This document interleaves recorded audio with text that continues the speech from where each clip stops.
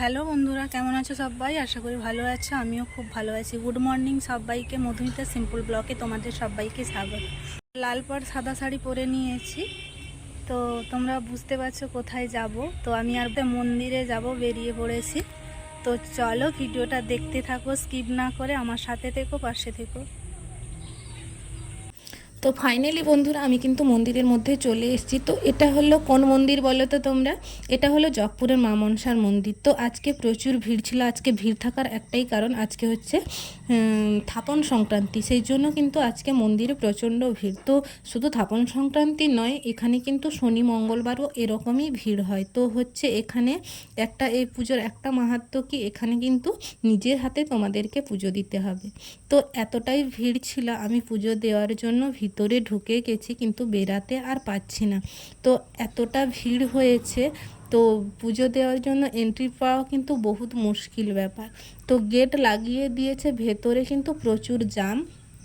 তো আমি অনেক কষ্টে ভিতরে প্রবেশ করেছি, এতটাই ভিড় হয়েছে আজ। তো অনেকে মানসিক শোধ করতে এসছে, সেই জন্য আজকে ভিড় প্রচুর। তো হচ্ছে এতটা ভিড়, মানে গরম এদিকে আর এদিকে ভিড়। তো আমার পুজো দেওয়া কিন্তু হয়ে গেছে, আমি পুজো দিয়ে বাইরে বেরিয়ে চলে এসেছি, কিন্তু ঘামে আমি পুরো ভিজে গেছি। তো আমার অবস্থা পুরো একবারে 12 বেজে গেছে। তো পুজো দিয়ে আমি কিন্তু বাইরে বেরিয়ে চলে এসেছি। বাইরে বেরিয়ে লোককে লাইন দিয়ে হচ্ছে মন্দিরের মধ্যে হচ্ছে প্রবেশ করতে বলছে, তো মানে ভিড়ের জন্য। তো অনেকে দেখো যে দণ্ডি কাটছে, পুকুরে স্নান করে হচ্ছে দণ্ডি কেটে যাচ্ছে।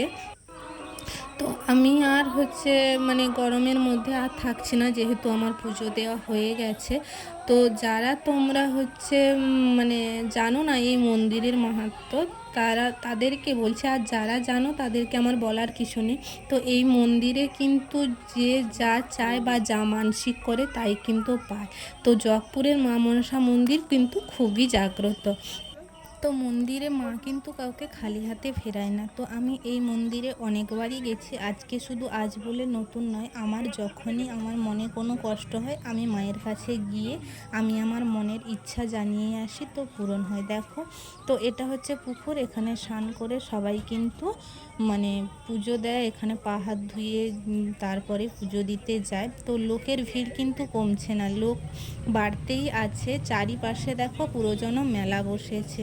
তো আমি হচ্ছে পুজো দেওয়া যেহেতু আমার হয়ে গেছে, তো আমি কিন্তু বাড়ির দিকে ফিরে যাচ্ছি। তো দেখো এখানে কিন্তু সব রকমের দোকান তুমি পাবে, চারিপাশে খাওয়ার দোকান থেকে শুরু করে পুজো দেওয়ার আসবাবপত্র যা কিছু নাও না কেন, সব কিছুর কিন্তু এখানে ব্যবস্থা আছে।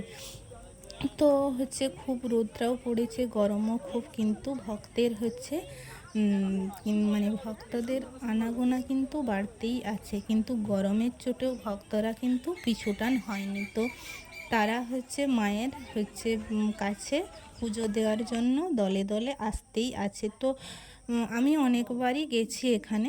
তো এখানে দেখো মানে ফেরার পথে রাস্তার ধারে ভিক্ষুকরা বসেছে। আমি প্রতিবারে যখনই পুজো দিতে যাই তখনই আমি তাদেরকে দিই, কিন্তু এইবারে আমার অবস্থা এতটাই খারাপ যে হয়েছে আমি খুচরো পয়সা আমার কাছে একেবারেই নেই। আমি তাদেরকে এইবারে কিন্তু 1 টাকাও দিতে পারিনি, আমার খুবই খারাপ লাগছে। তো হচ্ছে ছাতা ফুটিয়ে দেখো রোদের মধ্যে বসে আছে। তো ওই যে পুকুরটা দেখো, পুকুরটা দেখেছো কত লোক, মেলার মতো লোক কিন্তু। তো দূর থেকে দেখলে মনে হচ্ছে যেন মেলাই বসেছে। তো লোককে এক এক দলে দলে কিন্তু ভক্তেরা চলে যাচ্ছে মায়ের মন্দিরে। তো আমি ফিরছি, আমার পুজো দেওয়া যেহেতু হয়ে গেছে, আমি ফিরে যাচ্ছি বাড়ির দিকে। তো হচ্ছে রোদটা এতটা পরিমাণ তীব্র বেরিয়েছে, 9টা বেজেছে, কিন্তু রোদটা কিন্তু প্রখর। এই যে দেখো দূর থেকে পুরো যেন মেলা মনে হচ্ছে। তো আমি চলে যাচ্ছি আমার গাড়ি স্ট্যান্ডের দিকে। তো এই যে দেখো এই পুলটা কিন্তু আমি আগে যখন গিয়েছিলাম এটা ছিল কিন্তু বাঁশের পুল, এখন করেছে লোহা দিয়ে। তো হচ্ছে এই পুলটা আগে যখন বাঁশের ছিল, আমার পেরোতে কিন্তু খুব ভয় করতো, আমার ছেলেও প্রচুর ভয় করতো এটা পেরাতে।